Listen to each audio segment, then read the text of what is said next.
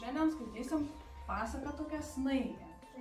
Autorius yra Benji Davis. Jisai ir parašė knygutę, ir iliustravo. Žinot, ką reiškia iliustratorius? Ne. Prašau. Nupiešė. Taip, tai jisai įsivaizduokit ir nupiešė, ir parašė. Tai va dabar pradėsim skaityti. Ir dabar reikės, kad labai tyliai būtumėt, nes gimsta Snaigė. Vieną žiemos naktį aukštai danguje gimė Snaigė.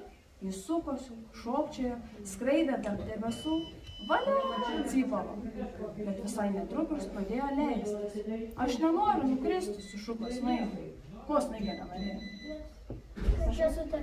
Kad nesutirp, kad nenukristų, taip? Taip, kad neištirptų. Tokia tavo lemtis, paaiškino debesis. Visos Snaigės sukrinta. Bet aš nenoriu, meldė Snaigė. Padėk man, neleisk man nukristi. Turi atrasti savo kelią, atsakė debesis. Sėkmės. Snaigė nežinojo, ką daryti. Sukosi į vieną pusę, į kitą, pirmyn ir atgal ir pirmyn. Nuo tokio blaškymosi tik nemaloniai apsvaigo. Toli nuo čia miestelėje, įsispraudusiame tarp kalvų, maža mergaitė su seneliu žingsniavo namo. Vardu ji buvo Nelė. Sulig kiekvienu Nelės iškvėpimu iš žvarbų orą virto šilti garai. Įdomu, ar šiąnakt pasnigs, svarstė mergaitė. Kodėl man neina garai? Kas čia vyksta? Kodėl? Nes dabar nešalta. Aha, o tai jeigu būtų čia šalta, eitų? Prašau. Ai, tik lauke taip galim. Ai, kaip jūs gerai viską žinot. Gerai. Snaigė leidosi virš medžiais nusiautų kalvų, sklendė virš slėnių ir upelių, pasivėjusi daug žadančią vietą, tikėjosi, kad būtent čia jau galės nusileisti. Žiūrėkit, mes jau pasakome, prieinam miestą, tai gal galėtų kažkas kitas padėjėjas ateiti. Prašau, kad jums pagalėti. Ir gausi kepurytę kitokią. Čia jokie gėstė. Bandyk uždėti kažkur, kur dabar mes esam. Pasižiūrėk paveiksliuką maždaug. Kaip galvoji? Čia, taip, puikiai. Norėsiu su kepuryte pasilikti dabar? Gerai. Gerai, gali prisėsti. Gal neužstosi, draugam. Neužstoja jums dar kepurė, ne? Gerai. Na, tai sėsiam toliau. Tačiau kiekvieną kartą pagalvojus, kad leidžiasi, vėjas tik pūstelėdavo ją tolyn ir ji nieko negalėjo padaryti. Ji praskriejo daugybę langų, švytinčių tarsi žibintai vakaro prieblokdoje. Viename jų stovėjo kalėdų eglutė papuošta lemputėmis, o jos viršūnėje spindėjo ryški ir didelė žvaigždė. Užsisvajojusi Snaigė net pamiršo, kad krenta. Norėčiau būti žvaigždė ant tos nuostabios eglutės, pagalvojo. Tai ko norėjo Snaigė? Kas žino, prašau. Būtent tos nuostabios. Norėjo jos tokią svajonę. Taip, o jūs vaikai turit kokių svajonių? Ko norėtumėte? Prašau. Norėtum lelytės. O kas dar kažkokių svajonių? Nesakykit, nes neįsipildys. Ne, galim to svajoti. Prašau, mergaitė. Aš norėjau knygų.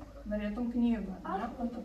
Aš noriu žaisti kažkokius naujus žaislus. Aha, gauti žaislų, prašau. Aš noriu gauti knygėlį. Knygėlį. O tu ko norėtum? Aš norėčiau turėti daug draugų. Daug draugų. Aš irgi norėčiau daug draugų ir turėti, pavyzdžiui, kerkaitę arba šunį. Ko jūs norėtumėt? Aš katę. Irgi katę. O gerai, tęsiam istoriją?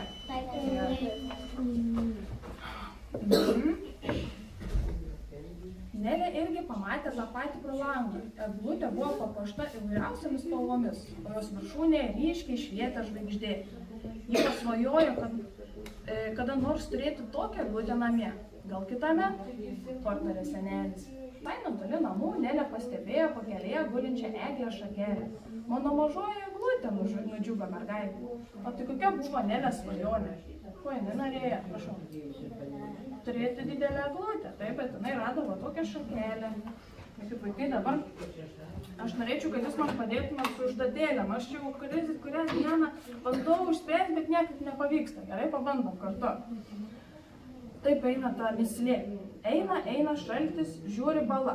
Ėmė šaltit ir kas atsirado? Prašau? Ledas. Ledas, teisingai. Gerai, toliau tada. Toliau eina, žiūri, nuo stogo laša, ėmė šaldyti. Ir kas atsirado? Prašau? Ledas. Jau buvo ledas. Vanduo. Prašau? Sniegas. Prašau?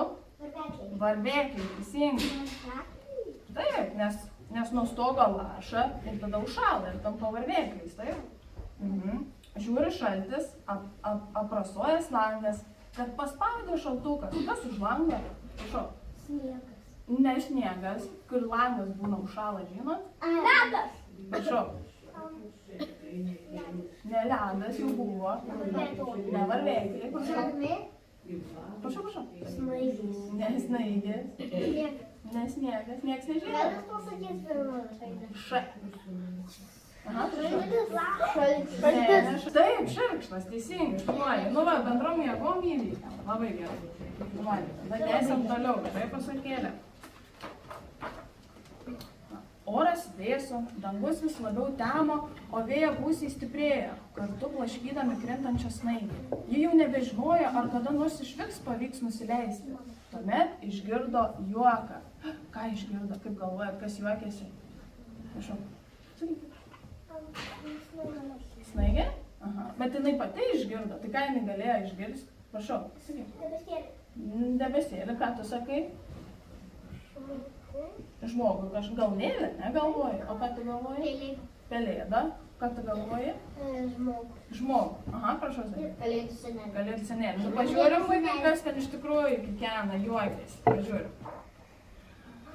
Kitos snaigės, tokios kaip jie, jos šoko ir sukosi naktyje. Netrukus prie jų prisidėjo dar daugiau snaigių, besisukančių ratu, skriejančių pirmyn ir atgal ir pirmyn. Snaigės maišėsi ir šėlo tarpusavyje. Nebūtum suradęs dviejų vienodų. Snaigė jautėsi kur kas geriau matydama, kad jos visos leidžiasi kartu ir ji nebėra vieniša. Taip, tai dabar reikės ant pagalbininko vėl tau pasitikti šitą snaigę ir kalbėti paskutinę dieną. Vyksta būdva.